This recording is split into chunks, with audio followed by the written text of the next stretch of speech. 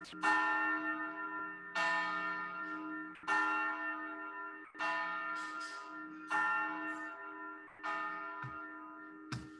welcome everyone. I'm really happy to hear this talk by Andy Krasner that say a little bit up front about our organization and for those who may not know it, and then we'll move into an opening by Julie Hyde, followed by introduction of our speaker from Cynthia. So let me see if I can share the screen.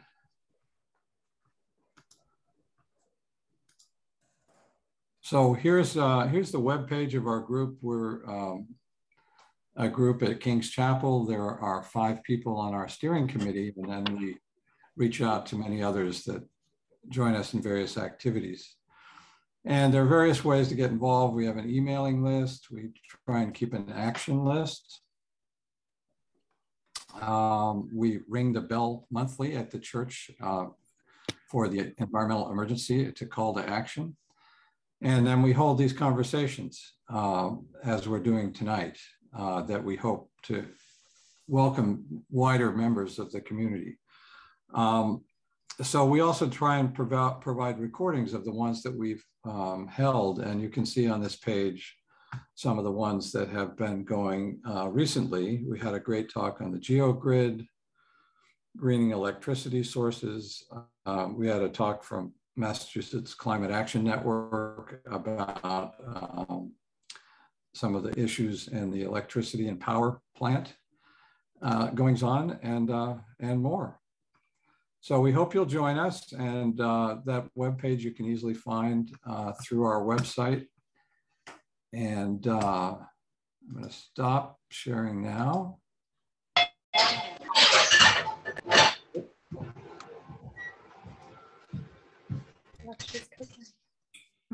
So as usual, it's probably a good idea to hang on to be muted until we go into our Q&A after we hear the speaker. So welcome all, and I'm going to turn things now over to Julie Hyde. Great. Thank you, Kent. Thank you, everyone, for joining us. We are gathering again today to practice. And our practice is to put our faith into action, to look squarely in the face of climate disaster and not look away, to study better ways of living more carefully in this precious world, and to grow in courage, to share our strengths, and to draw strength from each other. And as Rumi put it, let the beauty of that we love be what we do. There are hundreds of ways to kneel and kiss the ground.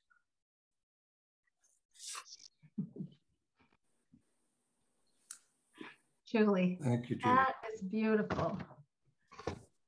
That is so beautiful. Thank you. Keep them coming, Cynthia. All right, here we go. I have some notes here I'm going to share with you. And thank you, Julie, and thank you, Kent. And you've seen from Kent's summary of our series, and all those have been done in the last year since the last Earth Day, and we're celebrating Earth Day this week. And that we've covered excellent presentations and mostly major systemic issues concerning energy production and the future of energy in the Commonwealth and beyond. And what we've learned have guided and informed our actions. We're all learning. But we've joined rallies and signed petitions. We've written letters to our legislators and our newspapers. And as Ken mentioned, along with a growing number of churches, we ring the bell at King's Chapel on the 11th day of the month to alert folks to wake up, get involved in the many solutions that are out there to our environmental crisis. And we share information through our blog posting and emails for those on our subscriber list. And another area we're starting to learn about, or sort of informally, where we as individuals can have a big impact, is within our own households. We heard from Boston Climate Action Network how we as consumers can make green choices in our energy sources, and cleaning up our electric supply is a big step in the direction of reducing carbon emissions. A report from the Union of Concerned Scientists states that the US household carbon emissions are mostly from the energy we consume in the many activities of our daily living. So 20% of all US emissions are directly attributed to household consumption. And then if you consider indirect emissions, this figure is closer to 80%. So how we set up our homes and our lifestyles for comfort and efficient living can help and can have a big impact on our personal or household carbon footprint. Household consumption, we're talking about food, housing, transportation, apparel, and other personal services fall within the scope of our individual choices, from how we bring energy into our homes and then how we use it wisely. These choices include our heating, refrigeration and air conditioning, our lighting, insulating, and today's topic, which takes us right into the heart of our homes, the kitchen, and how we cook our food. So today we welcome our guest, Andi Krasner from Greater Boston Physicians for Social Responsibility. She and her organization, in collaboration with Mothers Out Front, the Sierra Club, and the Rocky Mountain Institute, have co-authored a report on the health effects of gas stove pollution. So please listen with an open mind and with the intention to share this information with your family and friends, which might not be that easy, especially if friends of yours have just purchased a new gas range. It's a hard sell, but we can do it. There will be time for questions from Andi, questions and answers. So I invite you to give Andi Krasner a warm welcome.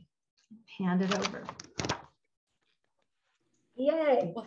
Well, thank you for that lovely introduction. And thank you all for all of the action on climate that you're taking. I know that just being curious about ways that you can actually make a difference is the first step. And it's just lovely to be with a group that's curious about climate and really thinking about it on multiple levels, including a spiritual level. I'm very pleased to have the opportunity to talk to you tonight. I'm going to be talking to you as both a mother and a healthcare professional. And like many of you, I'm a parent concerned about the impacts of climate change and air pollution, especially on children.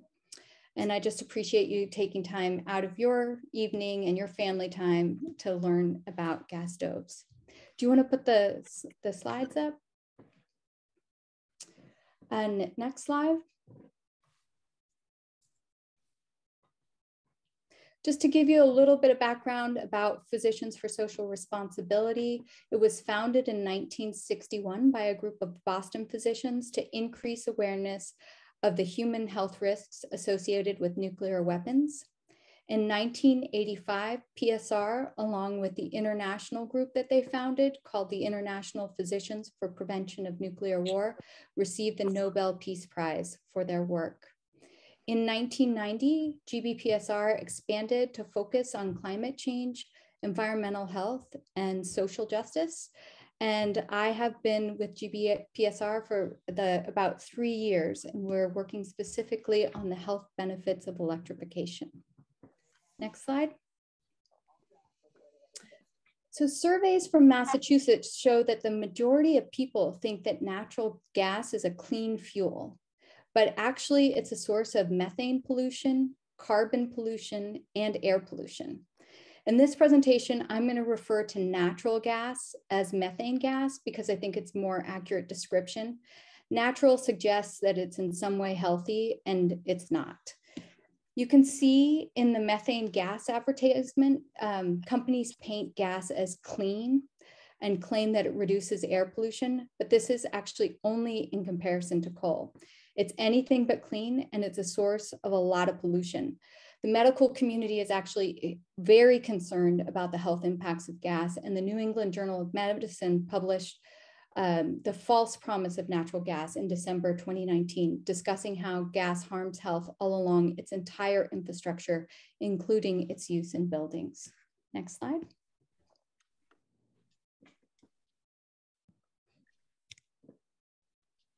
So we're just going to take a quick look at outdoor air pollution, and then we'll get to stoves.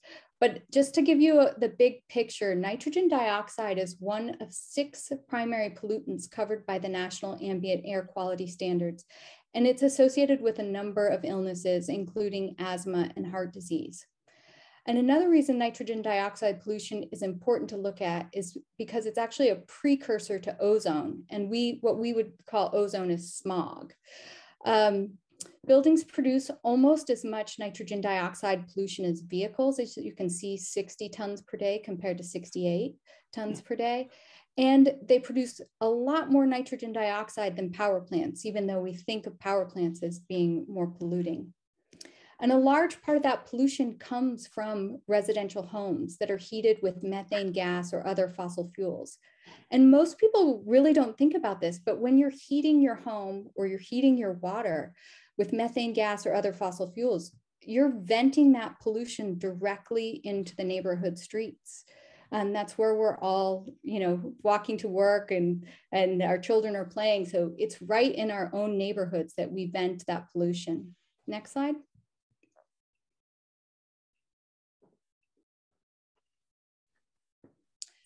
So air pollution has real impacts on our community.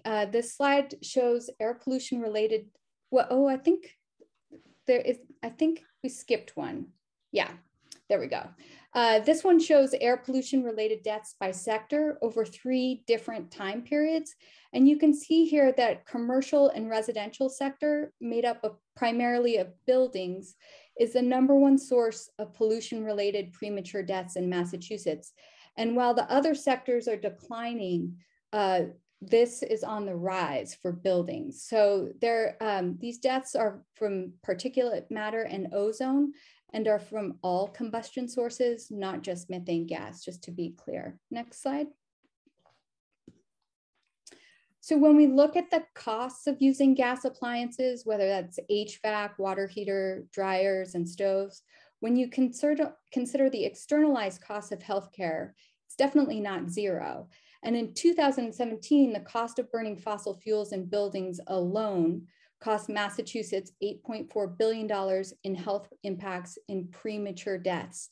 And the authors did not account for visits to the emergency room or hospital admissions from asthma or other illnesses. So this is a large undercount. So this is $8.4 billion in health impacts from burning fossil fuels in buildings alone.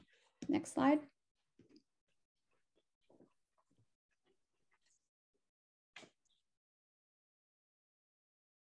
We'll go back a couple slides. There we go. Oh. Yeah, so we're going to talk about indoor air. We're going to switch and we're going to talk about indoor air pollution. Next slide. So I think you probably know this, especially after spending a long time inside because of COVID, but we spend the majority of our time indoors, 90%. There's an interesting fact that whales actually come up for air more than we go outside. And yet we don't regulate indoor air or spend really much time talking about it. We spend 65% of our time in our place of residence. And like I said, that's probably more during COVID. And the EPA states that indoor air is generally 2 to 5 times worse than outdoor, even in cities like Boston. And indoor air quality is affected by a variety of factors: smoking, humidity and mold, the type of heating your home, ventilation, and then of course, what I'm going to talk about today, the type of stove that you cook on. And homes with gas stoves have 50 to 400% more nitrogen dioxide emissions than homes with electric stoves, according to the EPA. Next slide.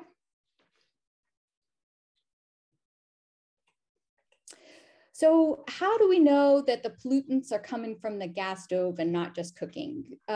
You'll hear gas utilities say it's really pollution from the act of cooking. And to some extent, they're correct. Everyday cooking does produce a certain level of pollution, whether you're using a gas or electric stove. And that's why using ventilation, no matter what kind of stove you're using, is important.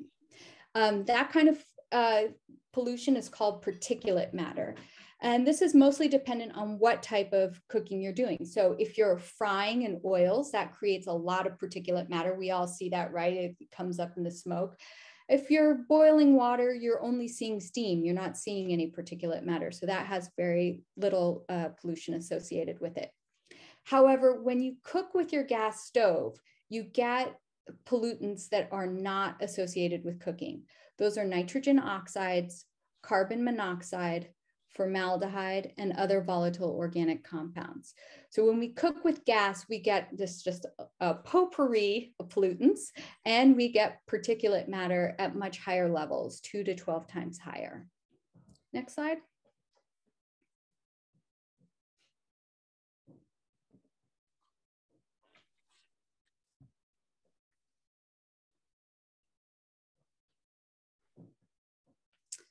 So indoor nitrogen dioxide emissions from gas stoves often exceed outdoor standards if you're not using ventilation.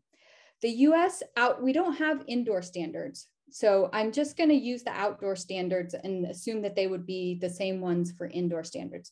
The US EPA outdoor 1 hour average is 100 parts per billion for nitrogen dioxide.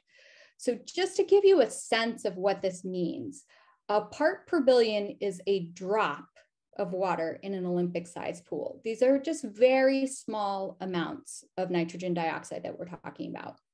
The Lawrence Berkeley National Laboratory, it's one of our national laboratories, did some studies on this, and they showed that houses that were less than 1,500 square feet, indoor air exceeded the EPA ambient air standards more than 83% of the time when people cooked with their gas stoves without ventilation. And that goes up to 100% of the time in homes that are smaller than 1,000 square feet. So it's really important to use ventilation if you are cooking with a gas stove. Next slide. So all of us, exposure to gas stoves is very widespread in Massachusetts. 50% of households cook with a gas stove in Massachusetts. When I give this talk, sometimes people feel guilty to admit that they're cooking on a gas stove. I had a gas stove for 10 years. And it is just like, this is what we cook on in Massachusetts. So just so you know that you're not alone. And as you can see here, Enbridge, a Canadian gas company that built the compressor station in Weymouth, uses the image of gas stove and cooking in our kitchens to make methane gas acceptable in our communities. It puts together that warm feeling about what we have about food together with gas. And so we have a better association of gas than we should. So what do we know so far? We know indoor air quality is generally worse than outdoor air quality, and that gas cooking stoves contribute high levels of known air pollutants. We also know that we're widely exposed to these gas stoves and pollutants, but how does that translate into health impacts? And I'm just going to focus on children because they are much more susceptible to illnesses associated with air pollutants than adults. We can talk about why. Next slide. 3 main factors for why children are more susceptible to illnesses are that they have higher breathing rates and greater physical activity. They have a higher lung surface to body weight ratios and smaller bodies. They have immature respiratory and immune systems. So when an adult and a child breathe in the same amount of pollutants, it has an outsized effect on their growing bodies. Next slide. So there are a number of peer-reviewed studies showing that gas stoves and nitrogen dioxide separately are shown to increase the risk of respiratory illnesses in children, which include not only asthma, but pneumonia and bronchitis. And in 2016, the EPA integrated science assessment for oxides of nitrogen. This is sort of the gold standard for where you would look to see what we know about nitrogen dioxide. they said that for short periods of nitrogen dioxide exposure, like when you're cooking, aggravated respiratory diseases, particularly asthma, and they raised their certainty about that from likely causal to causal. So we know that nitrogen dioxide causes more severe asthma. And we've been learning a lot more over the last decade about nitrogen dioxide. For example, the World Health Organization just revised its outdoor air quality standards, reducing safe levels of nitrogen dioxide down 75%. So over the last couple of decades, we've learned a lot. And what we know is that both short-term and long-term nitrogen dioxide exposure is linked to clinically relevant increases in emergency department visits and hospital admissions for asthma, as well as the development of asthma. And children, unfortunately, are not the only ones affected. According to the EPA, other populations like older adults and adults with underlying illnesses are also vulnerable to nitrogen oxides. Next slide. So this is a prospective study that was actually done here in Massachusetts and Connecticut in children in Springfield, actually, who had asthma. And you can see that there is a dose response between how much nitrogen dioxide there is in the home and the asthma symptoms. The symptoms get worse with nitrogen dioxide levels as low as 11 parts per billion. 11 parts per billion, they start to go up. And you can see that the average concentration of nitrogen dioxide with a gas stove without a pilot light is 20 parts per billion, and that with a gas stove with a pilot light is 29 parts per billion. So they're definitely adding to the nitrogen dioxide that children are exposed to. Next slide. We also have a meta-analysis. This is an analysis where it combines many studies, in this case, 43 studies. And they looked at gas stoves, and they found that high levels of high levels of nitrogen dioxide and gas stoves both increase children's risk of current asthma, and gas stoves increase it by 42%. So many of us would not allow our family members to smoke around our children, but the risk of developing asthma from a gas stove is comparable to having a smoker in the home. The good news is that we have very well-designed prospective study in Los Angeles that says when we take this nitrogen dioxide away, asthma rates decline. So that is the good news. We know that we can do interventions, and that the asthma, the severity of the asthma and the number of new cases both decrease. Next slide. So building pollution is particularly important in Massachusetts because we have 1 in 8 children with an asthma diagnosis. This is higher in Boston, it's 1 in 6.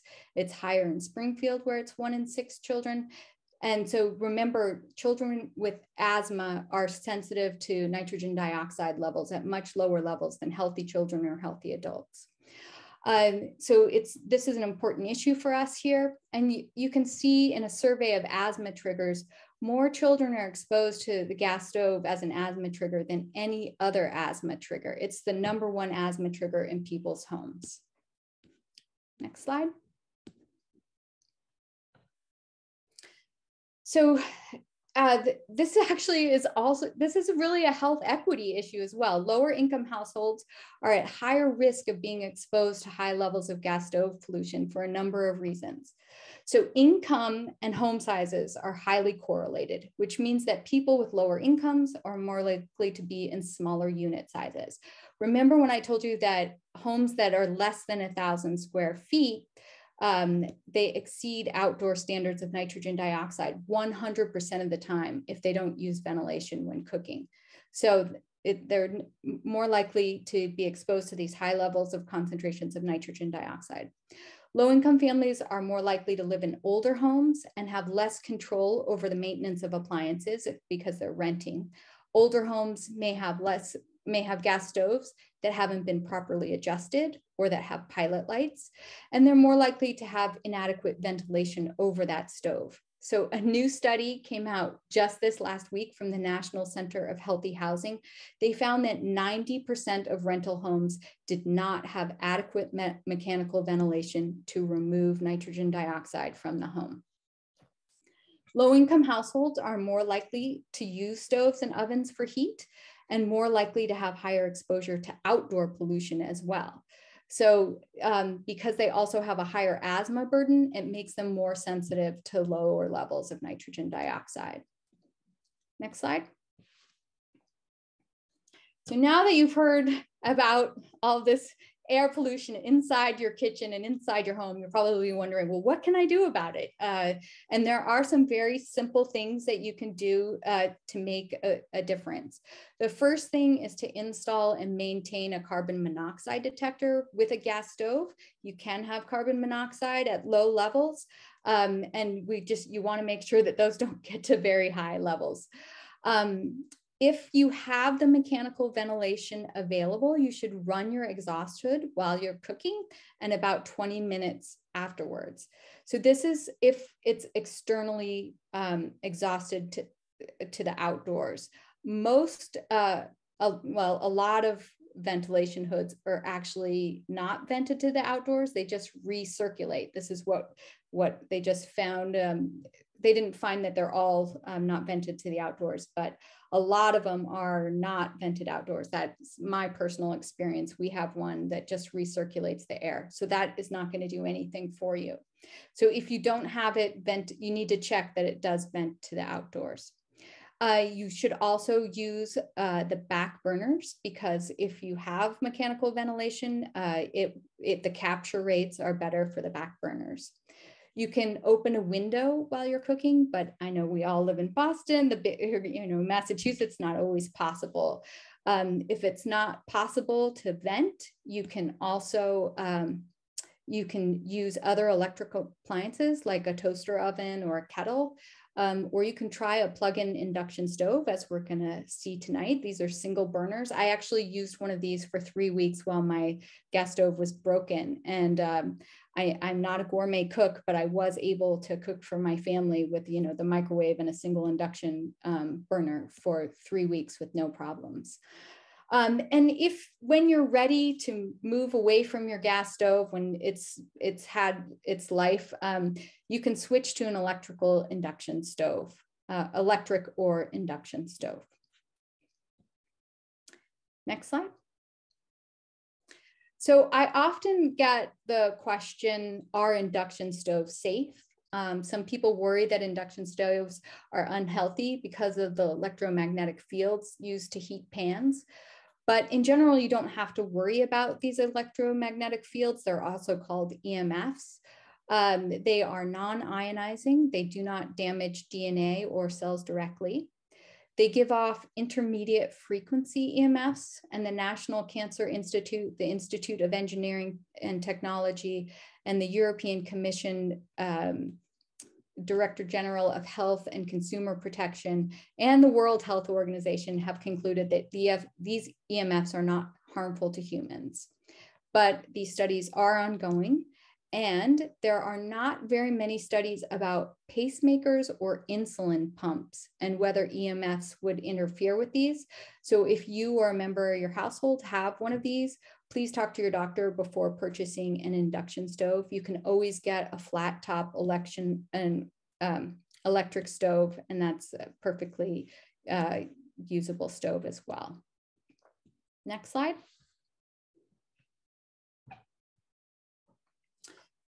So just overall, I just want to say that electric buildings are healthier, they're safer, they're more resilient, and they're better for our planet. So we really should invest in them. But as we're doing so, we need to consider the upfront costs and operational costs for families who can't afford them, and develop policies in place that prevent displacement when buildings are upgraded. Next slide. And I put together a list of policies that you can support around the electrification of buildings and that are in Massachusetts and Boston. And I it would take me a full presentation to go through all of these. It sounds like you've already heard about the GeoGrid, which is great, and all electric opt-in building code, which DOER is considering. So there's lots of things that you can support. And I'm happy to answer questions about that in the question and answer period. And then if you want to go to the next slide, I put together a list of resources for you that we have on our website and are available on other websites. And I put them in the chat as well. So you can see there's information about why heat pumps are healthier, just electrification in general, about switching from a gas stove to an induction stove. The JP Neighborhood Council has FAQs about net zero buildings. And I put up a sample plan to electrify an individual home. And next slide.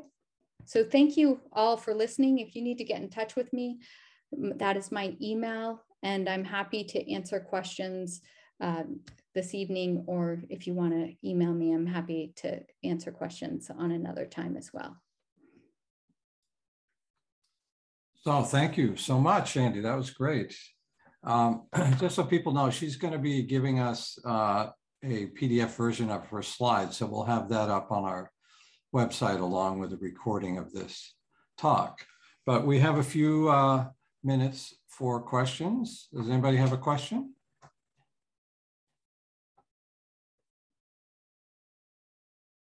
Susie, you need to unmute.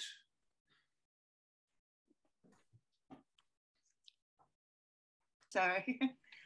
That was an excellent presentation.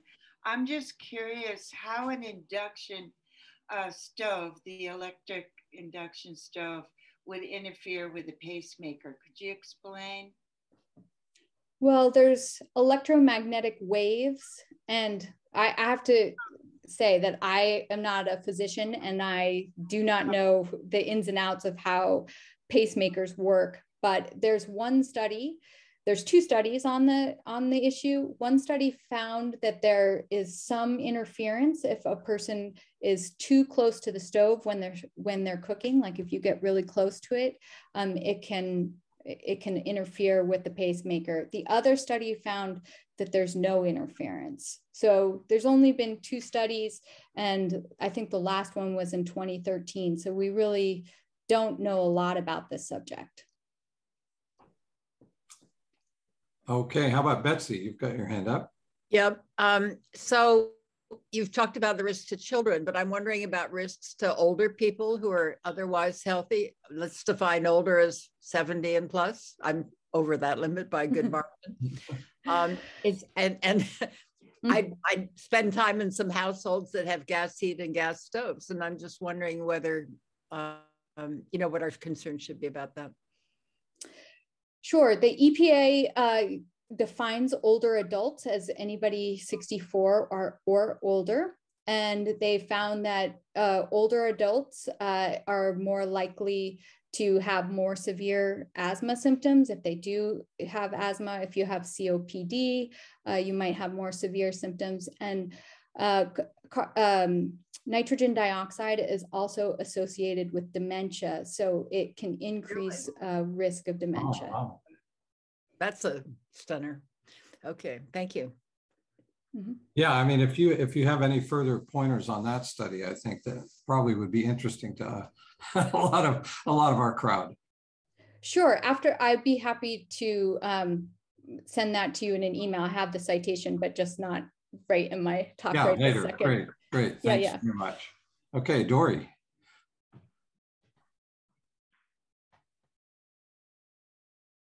Andy, thank you so much for being here, and thank you for your presentations. It's so cool to hear from you. So as you know, the 6 for-profit gas companies in Massachusetts are putting forward their proposals for how they're going to help meet net zero by 2050. And they've been required to do that by the Department of Public Utilities. The vast majority of those companies are proposing to, keep refurbishing the existing pipelines in the ground at a huge expense, and progressively over the next 30 years, inject increasing amounts of biomethane and or hydrogen. So it would be a blended gas, and actually by 2050, some of these companies are anticipating being 100%, let's call them alternative fuels, all right? So not frack gas, not methane, well, natural gas replaced renamed methane, renamed Yes. methane, renamed methane and There you go. hydrogen. So I'm with you. I'm with you.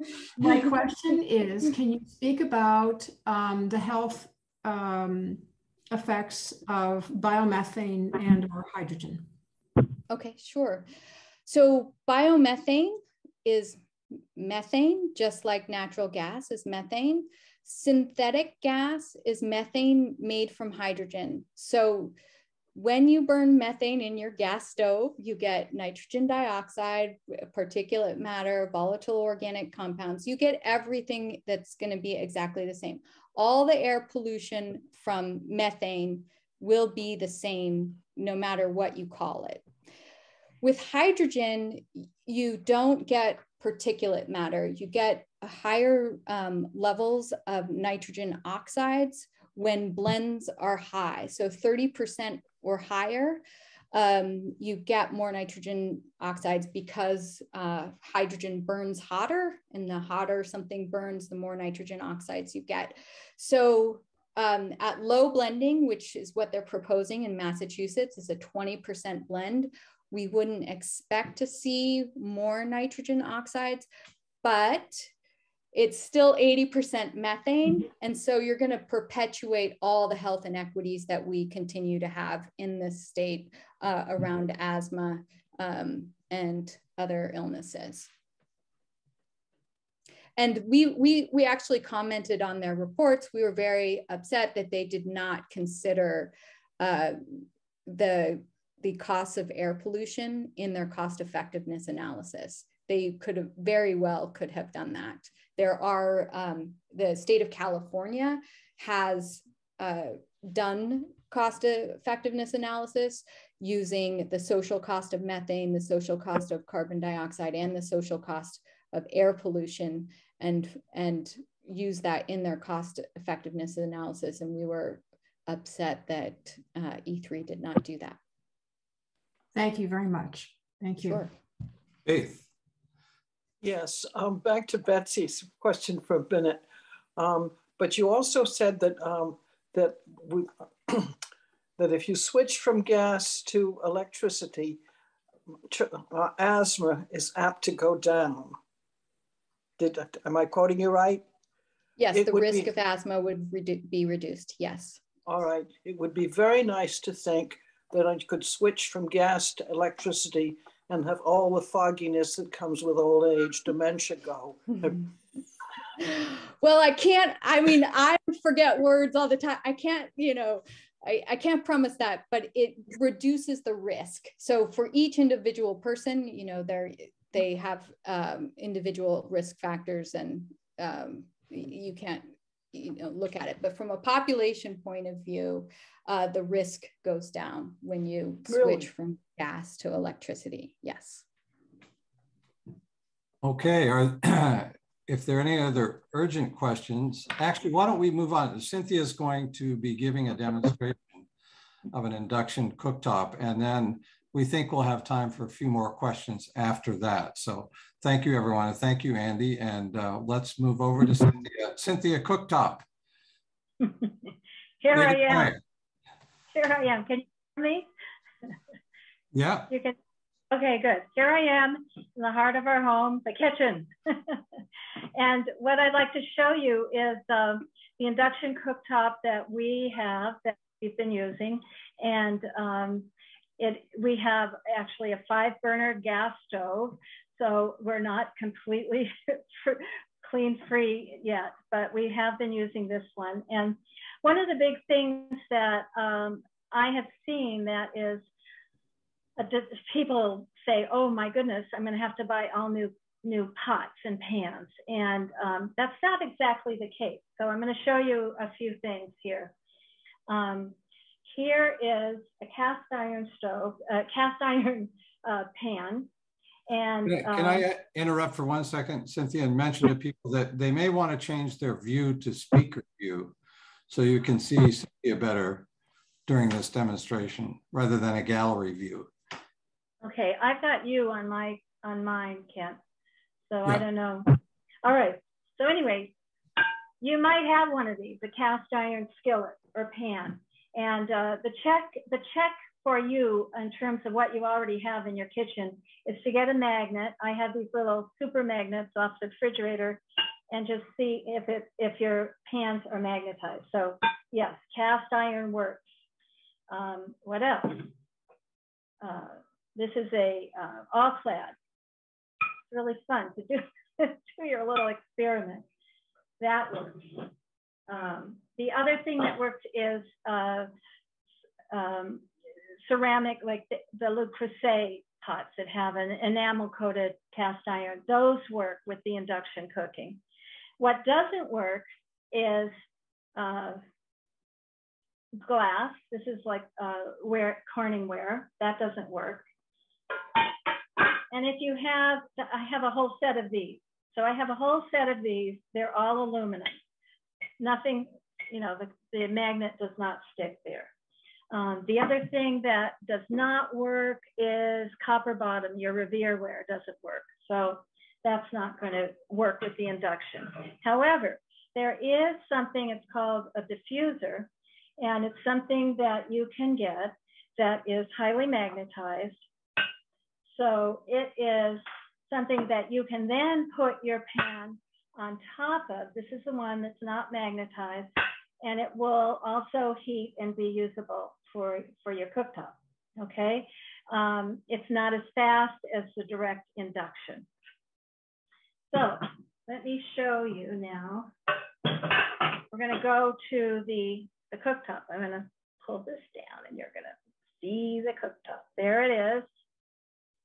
So what we have here is a very simple portable cooktop, and I'm going to demonstrate. I'm not going to cook an egg like I promised people. I'm going to heat up some soup. But the first thing you do is you plug it in. I keep mine unplugged, and demonstrations I've seen before tend to keep it unplugged. The power light comes on. And then it doesn't get hot until the beauty of the induction is it doesn't get, the surface does not get hot. But when you put your pan on it and turn it on, it immediately starts heating up. And what is being heated is the pot itself. The electromagnetic energy goes right into this magnetic pan. So the surface is not hot, but the pan does get hot. And on this induction cooktop, you have two modes of raising and lowering the temperature. I like the mode where it has 15 increments. So it has several low and simmer, and then it has a medium, and then it has high, and then it has very high. So there are 15 increments there. But also, if you have a recipe, say fondue or tempura, that the pot has to get to a certain temperature, you have that option. You can use that option. But I particularly like this one, just this one. So I'm going to show you, and I'm gonna cook some soup. Here comes the soup. Pan's already hot. Can you see it? I can't see. Yes, you can. You can kind of see that, right? All right. So it's going to start heating. I'm going to turn it up a little bit and stir it. It's cooked much faster than normal fire or the electric stove. And one of the beauties of the induction that I found is that, again, the surface remains cool, And so all the energy and the efficiency is going into the pan and into heating the actual thing that you're cooking.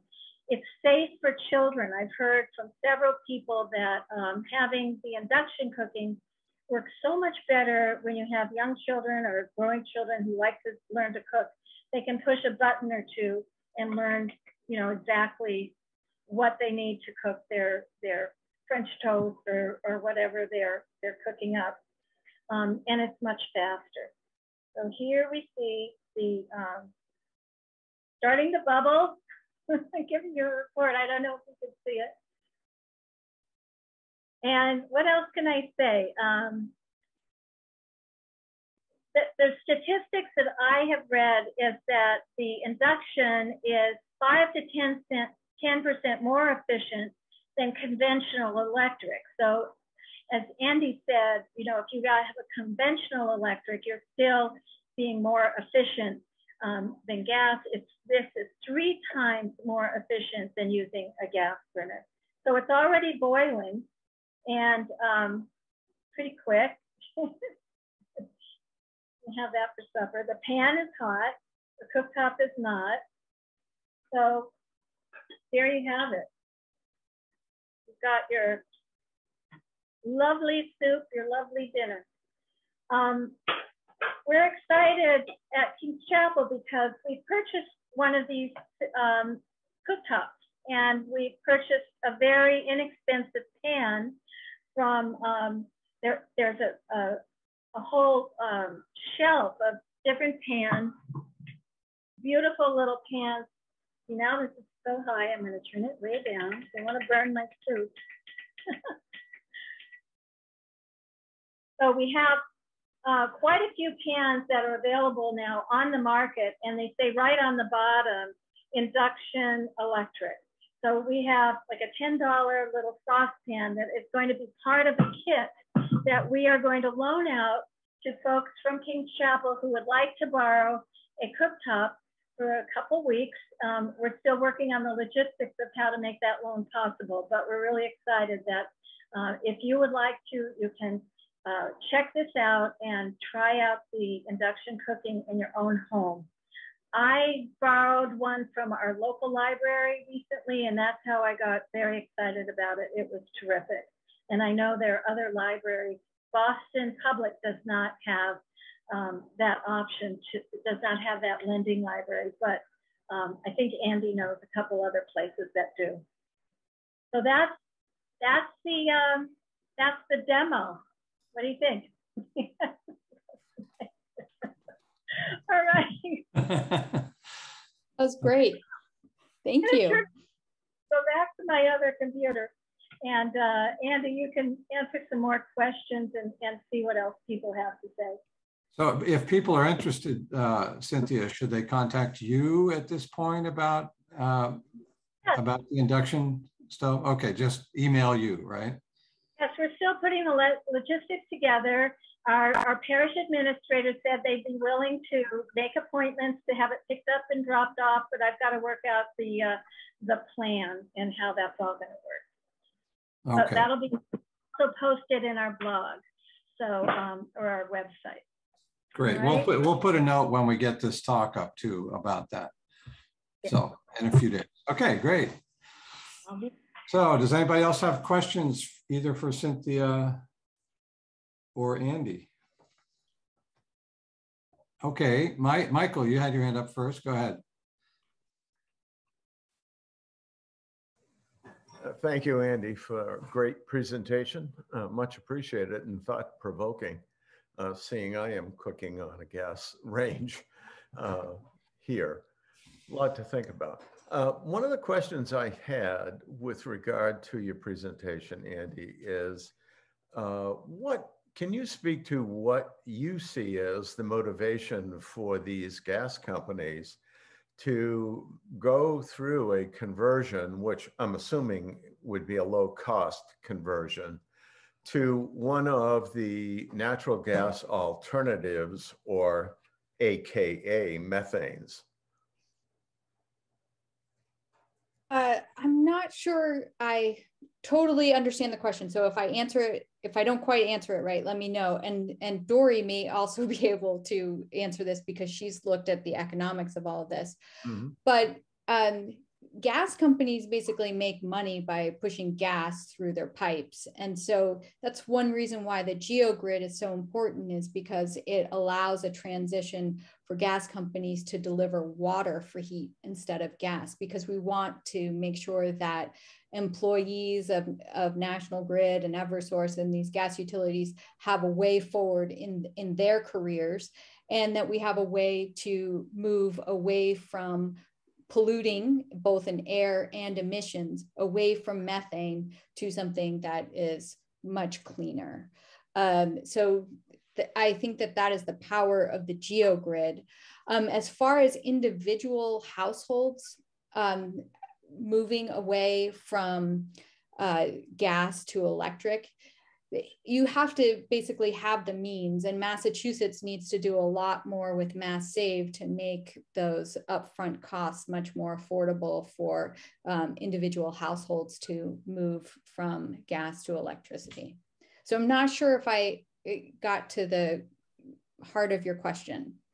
Yeah, you did in part. I was wondering how much of the motivation has to do with marketing and sales going forward for these gas companies without going to a major kind of conversion to a hydrogen type of product that would be more costly for them. So they're just trying to maintain their piece of the market, as I understand it.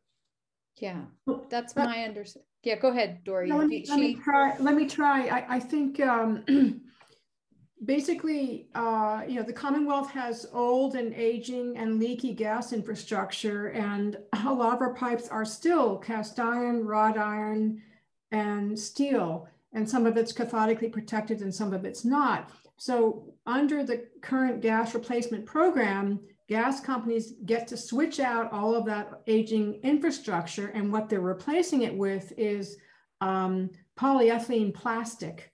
And so when they replace that pipe, then they get a new asset on their balance sheet, and right. they get to amortize that asset and collect a 10% on average rate of return over the life of the pipe, which right now for these gas companies is about 60 years. And so if you take the asset base, combined asset base of all the 6 companies, and you look at the proportion that is composed of pipes, it's about 90%. So they're revitalizing 90% of their asset base and basically being able to collect a big rate of return on that. So they would argue that they're leveraging their existing assets, right? But the most recent gas company filings, which I've analyzed, and I've done my own math about this, but now my total cost for what this is going to cost all of this is $40 billion. That's my new estimate. So but they're not speaking about that cost, the opportunity cost of that $40 billion. So, but you're also right, Michael, that the cost of these new fuels is going to be much higher than the cost of so-called natural gas or frack gas. So, even to blend in a 20% portion that is composed of biomethane or hydrogen, it's going to result in much higher commodity costs. So but you probably saw in today's Globe, full page ad by National Grid saying, this is all going to be great. We're going to be fossil fuel, National Grid commitment, fossil fuel by 2050. But it's a lot more complicated than that. Mm-hmm. Mm-hmm. Thanks, Dory. The report that was done for the state of California shows that blending hydrogen would make gas prices go up 8 to 15 times what they are now. Oh, it's very expensive to blend hydrogen. Ouch. Ouch. Yeah. Let's see, Kathy, you had your hand up earlier. You still want to have a question? You're muted. Sorry, I have a question about the stoves. What's the difference between an induction stove and a flat top electric stove? So like a glass top electric stove is just, it's run by electricity, and it's heats up. It has coils underneath, and it heats in the same way that we kind of think of a traditional electric stove heating up. An induction stove has electromagnetic waves. So when those waves hit the pot, they heat up the pot, and they heat up the food in the pot. They don't heat the stove itself. So if she had picked up the pot of soup, she could have put her hand right down on that. It wouldn't have been very hot. So because it's the electromagnetic waves, you have to have very special pans that can hold a magnet on the bottom of them. So it's more efficient. The coils work by resistance, which is far less efficient. Right. But the glass top is more efficient than the coils. I'm not exactly sure how they've made that happen, but it is more efficient than the old coil stoves. Okay, and interesting. They're Thank safer. you.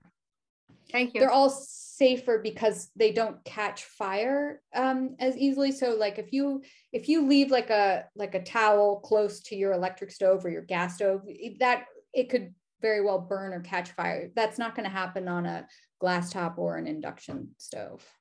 You won't be able to catch fire. There's not enough heat there for it. Okay, Betsy, and then Stephen. I was just going to comment. The other thing is it's much faster. You know, if you have a big pot of water for pasta or lobsters or something on a conventional electric stove, it takes a while, and it's just much, much faster on the induction cooktop. Stephen. I was just thinking of an idea that might be nice to get behind. Recycling of our gas tops. Obviously, there's a lot of metal there. And if there was some program where people were given a small amount of change for recycling their top, that would you know, add energy to making that change. Yeah. I'll just say that's a really good idea. It's just and then recycling the gas, the gas stoves as well, what we're going to do with those. But I did note, I looked up Energy Star, and right now there are some rebates for induction stoves. They're still, you know, some are small, some are larger, but I think we'll see more of that kind of incentive going forward to buy this kind of cooking surface. Yeah, we just don't want to see those tops in landfills. That's right, my right. Good idea. So I have a question. I mean, it seems to me that the message that you're conveying, Andy, your main message about the health effects of gas stoves indoors has not sort of penetrated the populace very far yet. And I'm wondering what are your thoughts on how to get this message out better so that people really become educated about this? I know you're doing it yourself, but do you have any other thoughts about how we can spread the word, or others can?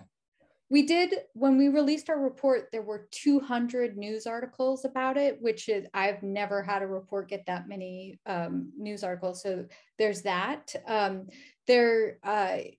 There is an education campaign from PSR where we are educating physicians so they can talk to their patients about it, especially if they have asthmatic children that they're caring for, that they know that they should be telling the parents about the importance of ventilation. And, you know, I think a lot of it is sort of that tipping point where people all of a sudden understand that the air pollution and the indoor air pollution is affecting their lives in some way. And most of us, I mean, many of my friends said, there's no way I'm giving up my gas stove. It's so precise and I need to have it to have the cooking experience that I want. And there's no way that I'm doing it. But, you know, once people start to understand that it's the same as smoking in your house when you're using a gas stove without ventilation, for the risk of developing asthma for children, then I think that people can start to put the two things together. I mean, we're giving talks all over the country about this. And if you guys have ideas of other ways that we can, put this message out there, we're totally open to it. We want people to understand the health impacts. Tell all your friends. Yes. Yes, Carol. Yeah, I have, this may be an ignorant question because I had to leave for a little bit of the presentation, but we are going to replace our gas stove and we would like to get something with an induction top, but what about the oven part of it? Is that has nothing to do with this, right? Or is there? This is only a stove top item? Yes, because so the oven will just be an all electric oven. Right. But the stovetop, the reason you can't do it in an oven is you have to have the contact of the pot to the stove in order for those EMF waves to actually heat up the food. So in an oven, that doesn't really work. It's a really good question. Yeah. Thank you. Does the oven work by heating up plates on the side of the oven through the electromagnetic waves, and that in turn heats the air, or is it just coils, or do you know? Yeah, it's just electric. It's a standard electric oven. It's not electromagnetic. Only the stovetop is.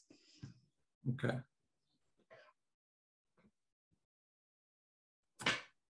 I see Betsy has a, Oh, okay, go ahead.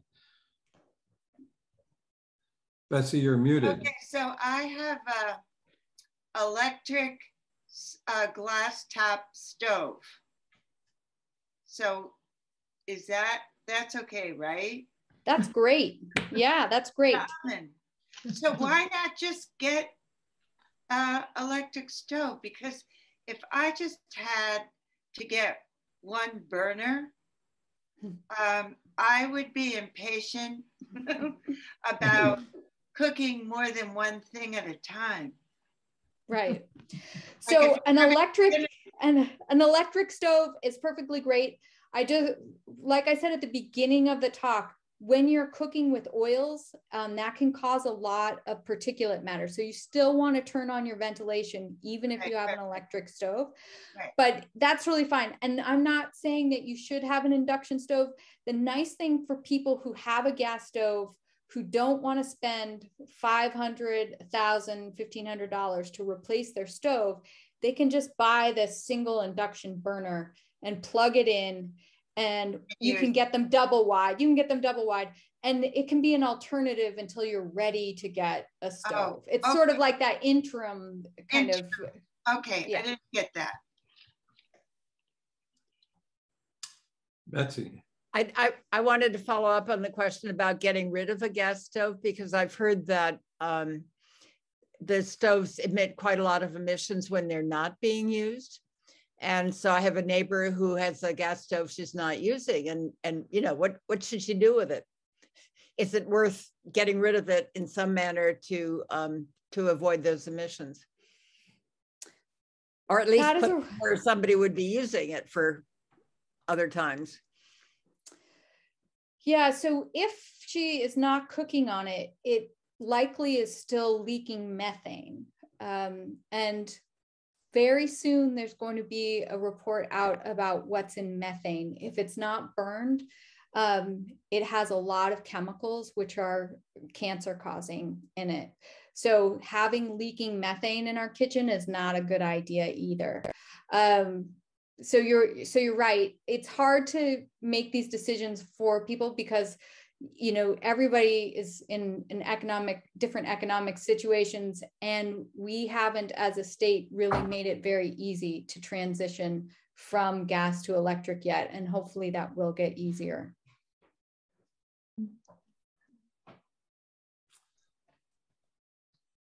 Okay. All right. Dory, did you have your hand still up? Is that... can you just say something about propane, a propane stove, cooktop? So burning propane is very similar to burning natural gas. And so you get a lot of nitrogen oxides and PM 2.5. My understanding is that it's slightly less. The benefit of a propane is that it's not on the gas system itself. So you don't have all the leaking gas from, from Pennsylvania all the way here, all along the system. So it's a smaller impact climate wise, but it's very similar for indoor air pollution. All right, well, great. Well, thank you again, Andy and Cynthia. That was fantastic. In closing, I just want to mention that we're going to be having a talk in June, June 21st on organic foods. Julie Hyde is one of the hosts and Bill Wilson is the other, and we'll have a guest that we'll be announcing soon. We don't have a talk coming up in May. And then we have a Charles River cleanup activity on April 23rd. I guess it's this Friday or Saturday, right, Julie? Saturday. So if anybody's interested in that, the information's on our website, and you can talk to Julie about that. And soon we'll have the slides and the recording of this talk up on our website. So thank you all for coming. I hope we see you all soon. And let me just add, Ken, I want to thank Andy again for bringing your knowledge, and all of you for coming and bringing your questions and your information and knowledge and experience. It really makes these lively conversations in our series. So we will see you soon. One person wanted us to mention that King's Chapel has a community partner, and it's the Louis D. Brown Peace Center, and there will be a Mother's Day March. And if any of you are interested in participating in that, it's a wonderful, wonderful event, and you can find out more information on the King's Chapel website. So again, thank you, Ken, thank you, our steering committee, and thank you all of you for coming.